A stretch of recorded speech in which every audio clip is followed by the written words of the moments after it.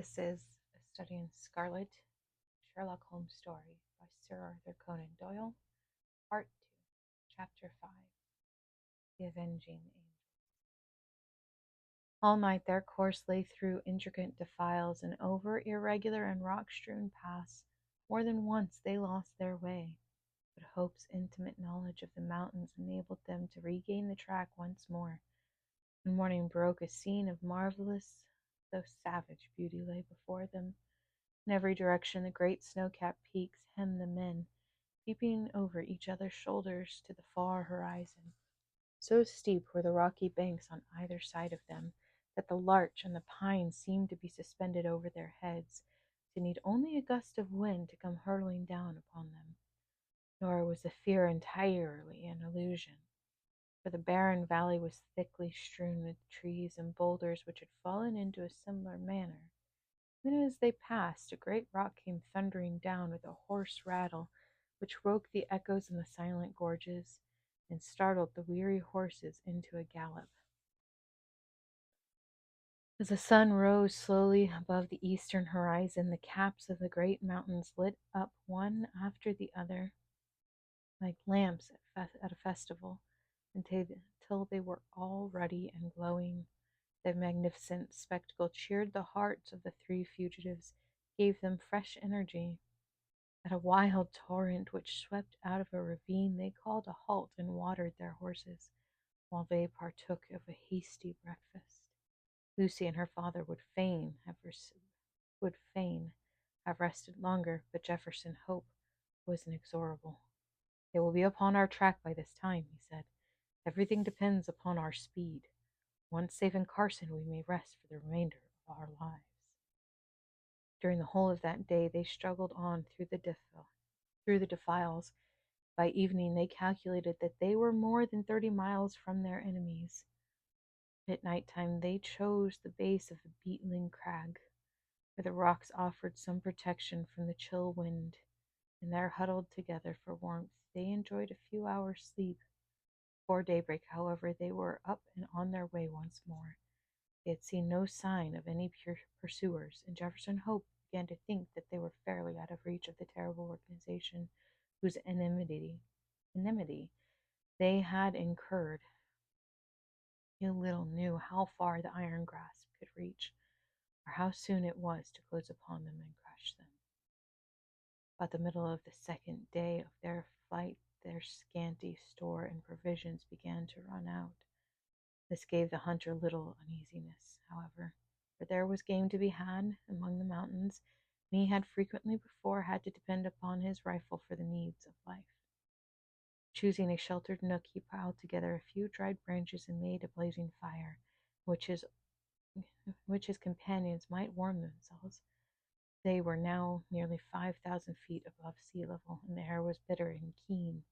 Having tethered the horses and bade Lucy adieu, he threw his gun over his shoulder and set out in search of whatever chance might throw his way.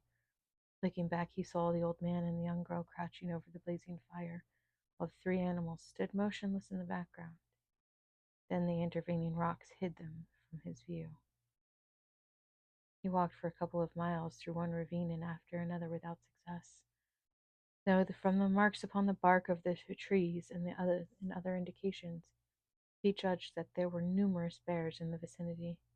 At least after 2 or 3 hours' fruitless search, he was thinking of turning back in despair, and casting his eyes upwards, he saw a sight which sent a thrill of pleasure through his heart. On the edge of a jutting pinnacle, 300 or 400 feet above him, there stood a creature somewhat resembling a sheep in appearance, but armed with a pair of gigantic horns. The big horn, for so it is called, was acting, probably as a guardian over a flock which were invisible to the hunter. Unfortunately, it was heading in the opposite direction and had not perceived him. Lying on his face, he rested his rifle upon a rock and took a long and steady aim before drawing the trigger. The animal sprang into the air, tottered for a moment upon the edge of the precipice, and then came crashing down into the valley beneath. The creature was too unwieldy to lift, so the hunter contented himself with cutting away one haunch and part of the flank. With this trophy over his shoulder, he hastened to retrace his steps. for evening was already drawing in. He had hardly started, however, before he realized the difficulty which faced him. In his eagerness, he had wandered far past the ravines which were known to him. It was no easy matter to pick out the path which he had taken. The valleys in which he found himself divided and subdivided into many gorges, which were so like each other that it was impossible to distinguish one from the other. He followed one for a mile or more until he came to a mountain torrent which he was sure that he had never seen before. Convinced that he had taken the wrong turn, he tried another, but with the same result. Night was coming on rapidly. It was almost dark before he at last found himself in a defile which was familiar to him. Even then it was no easy matter to keep to the right track, for the moon had not yet risen, and the high cliffs on either side made the obscurity more profound. Weighed down with his burden, and weary from his exertions, he stumbled along, keeping up his heart by the reflection that kept every step brought him nearer to Lucy, and that he carried with him enough to ensure them food for the remainder of their journey. He had now come to the mouth of the very defile in which he had left them. Even in the darkness he could recognize the outline of the cliffs which bounded it. They must, he reflected, be awaiting him anxiously, for he had been absent nearly 5 hours. In the gladness of his heart he put his hands to his mouth and made the glen re-echo to a loud "Hello!" as a signal that he was coming. He paused and listened for an answer. None came save his own cry, which clattered up the dreary, silent ravines and was borne back to his ears in countless repetitions. Again he shouted even louder than before, and again no whisper came back from the friends whom he had left such a short time ago. A vague, nameless dread came over him, and he hurried onwards frantically, dropping the precious food in his agitation. When he turned the corner, he came full sight.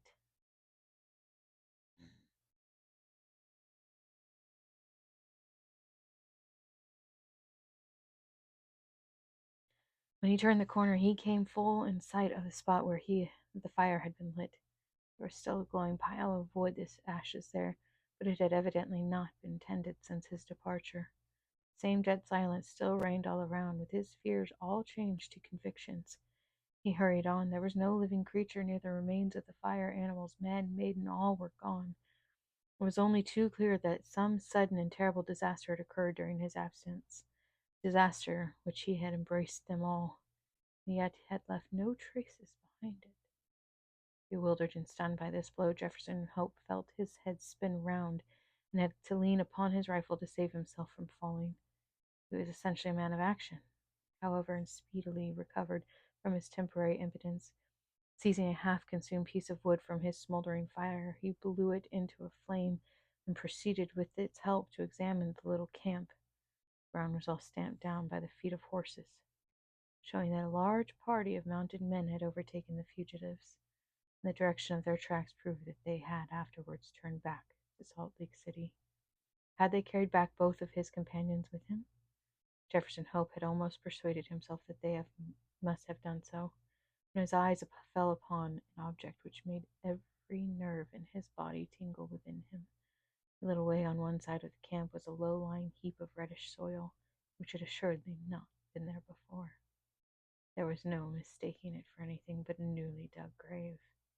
As the young hunter approached it, he perceived that a stick had been planted on it, the sheet of paper stuck in the cleft fork of it. The inscription upon the paper was brief, but to the point. John Ferrier, formerly of Salt Lake City, died August 4th, 1860. The sturdy old man whom he had left so short a time before was gone, then, and this was all an epitaph. Jefferson Hope looked wildly round to see if there was a second grave, but there was no sign of one. Lucy had been carried back by their terrible pursuers to fulfill her original destiny by becoming one of the harem of the elder's son. As the young fellow realized the certainty of her fate and his own powerlessness to prevent it, he wished that he too was lying with the old farmer in his last silent resting place. Again, however, this active spirit shook off the lethargy which springs from despair. There was nothing else left to him. He could at least devote his life to revenge, with indomitable patience and perseverance. Jefferson Hope possessed also a power of sustained vindictiveness, which he may have learned from the Indians among whom he had lived. As he stood by the desolate fire, he felt that the only thing which could assuage his grief would be thorough and complete retribution brought by his own hand upon his enemies. His strong will and untiring energy should, he determined, be devoted to that one end. The grim, white face, he retraced his steps to where he had dropped the food.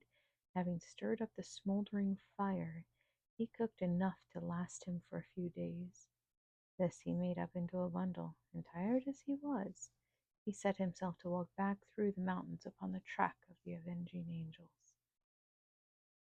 For 5 days he toiled footsore and weary through the defiles which he had already traversed on horseback. At night he flung himself down among the rocks, snatched a few hours of sleep, but before daybreak he was always well on his way. On the 6th day he reached the Eagle Canyon, from which they had commenced their ill-fated flight. Thence he could look down upon the home of the saints, worn and exhausted. He leaned upon his rifle and shook his gaunt hand fiercely at the silent, widespread city beneath him. As he looked at it, he observed that there were flags in some of the principal streets, and other signs of festivity. He was still speculating as to what this might mean when he heard the clatter of a horse's hoofs. He saw a mounted man riding towards him. As he approached, he recognized him as a Mormon named Cowper, to whom he had rendered services at different times. He therefore accosted him when he got up to him, the object of finding out what Lucy Ferrier's fate had been. "I am Jefferson Hope," he said. "You remember me?"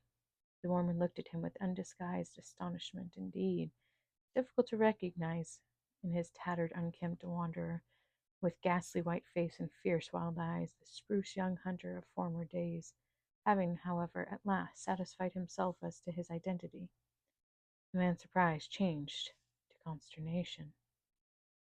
"You are mad to come here," he cried. "It is much as my own life is worth to be seen talking with you. There is a warrant against you from the Holy Four for assisting the Ferriers away." "I don't fear them or their warrant," Hope said earnestly. "You must know something of this matter, Cowper.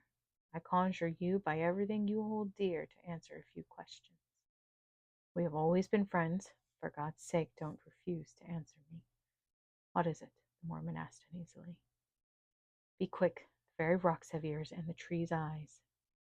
"What has become of Lucy Ferrier?" "She was married yesterday to young Drebber." "Hold up, man, hold up. You have no life left in you." "Don't mind me," said Hope faintly. He was white to the very lips, and had sunk down on the stone against which he had been leaning. "Married, you say?" "Married yesterday. That's what those flags are for on the endowment house. There were some words between young Drebber and young Stangerson as to which was to have her. They'd both been in the party that followed them. Stangerson had shot her father, which seemed to give him the best claim. When they argued it out in council, Drebber's party was the stronger, so the prophet gave her over to him. No one won't have her very long though, for I saw death in her face yesterday. She was more like a ghost than a woman." "Are you off, then?" "Yes, I am off," said Jefferson Hope, who had risen from his seat. His face might have been chiseled out of marble, so hard and set was its expression. Its eyes glowed with a baleful of light. "Where are you going?" "Never mind," he answered, slinging his weapon over his shoulder, strode off down the gorge, and so away into the heart of the mountains, to the haunts of the wild beasts. Amongst them all there was none so fierce and so dangerous as himself. The prediction of the Mormon was only too well fulfilled, whether it was the terrible death of her father, or the effects of the hateful marriage into which she had been forced. Poor Lucy never held up her head again, but pined away and died within a month. Her Scottish husband, who had married her principally for the sake of John Ferrier's property, did not affect any grief at his bereavement. Great grief at his bereavement, but his other wives mourned over her, and sat up with her the night before the burial. As is the Mormon custom, they were grouped round the bier in the early hours of the morning, when, to their inexpressible fear and astonishment, the door was flung open. A savage-looking, weather-beaten man in toured garments strode into the room. At a glance or a word to the cowering women, he walked up to the white, silent figure which had once contained the pure soul of Lucy Ferrier. Stooping over her, he pressed his lips reverently to her cold forehead. Then, snatching up her hand, he took the wedding ring from her finger. "She shall not be buried in that," he cried with a fierce snarl, and before an alarm could be raised, sprang down the stairs and was gone. So strange and so brief was the episode that the watchers might have found it hard to believe it themselves or persuade other people of it, had it not been for the undeniable fact that the circlet of gold which marked her as having been a bride had disappeared. For some months Jefferson Hope lingered among the mountains, leading a strange wild life and nursing in his heart the fierce desire for vengeance which possessed him. Tales were told in the city of the weird figure which was seen prowling about the suburbs, which haunted the lonely mountain gorges. Once a bullet whistled through Stangerson's window and flattened itself upon the wall within a foot of him. On another occasion, as Trevor passed under a cliff, a great boulder crashed down on him, and he only escaped a terrible death by throwing himself upon his face. The two young Mormons were not long in discovering the reason of these attempts upon their lives, and led repeated expeditions into the mountains in the hope of capturing or killing their enemy, but always without success. Then they adopted the precaution of never going out alone or after nightfall, and of having the houses guarded. After a time they were able to relax these measures, for nothing was either heard or seen of their opponent. They hoped that the time had cooled his vindictiveness. Far from doing so, it had, if anything, augmented it.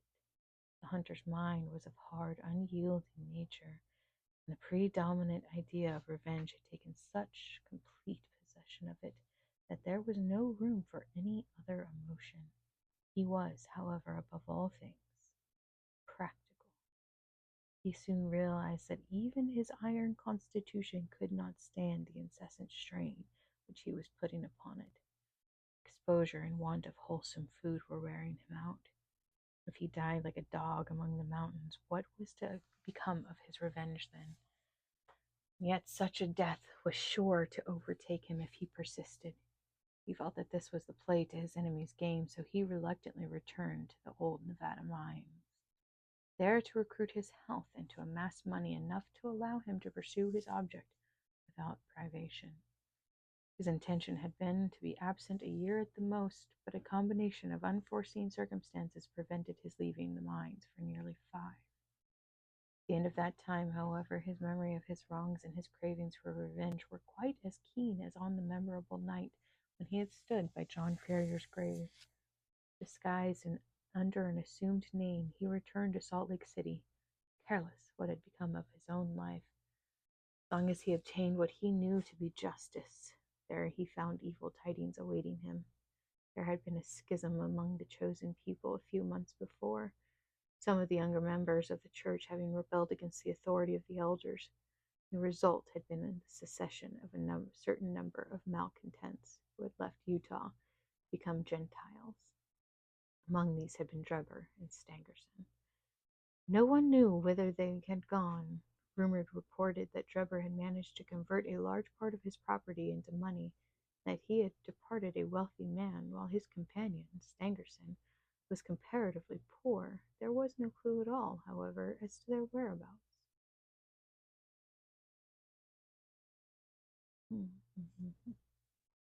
Many a man, however vindictive, would have abandoned all thought of revenge in the face of such a difficulty.